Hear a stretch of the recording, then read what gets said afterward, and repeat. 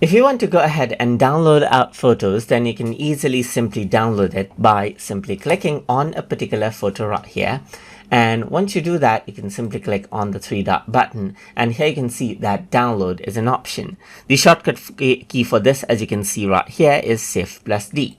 If I were to click on download, then you can see that it simply downloads, and then you can choose where you want to save it. So let's say, for example, if I were to save it to my TutorTube drive right here, you can simply save it and the image will be downloaded right here, just like this.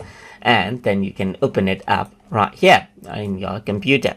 So you can simply go ahead on to another part, as you can see right here. Let's say, for example, this picture. Simply click on the three dot button and then download, and that particular image will be downloaded right here, just like this, as you can see. So that is how you can go ahead and download photos directly onto your computer by using Google Photos. So I hope you guys learned something as always.